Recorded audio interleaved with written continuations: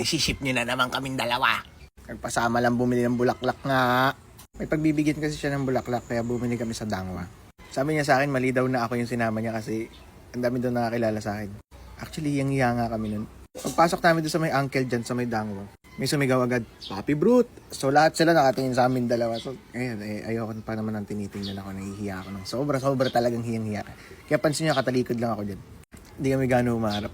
Kasi nahihiya nga kami parehas nga. Tapos lumabas kami, tapos umuulan pa. Tapos bumalik ulit kami sa loob. Pero pumwesto na kami doon sa may bandang loob pa, yung walang mga estudyante. Kasi nahihiya na talaga kami. Kasi nga nakatingin sila. Natatawa ako.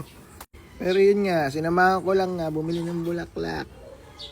Okay. Lakas pa ka-dispatch, no? Kala mo mga Korean star na nagtatago sa mga paparazzi. Alam mo yung mga Facebook. Parang ganun yung shot eh. Anyway, yun lang yun. Sabihin niyo, iba-iba na naman babae ko.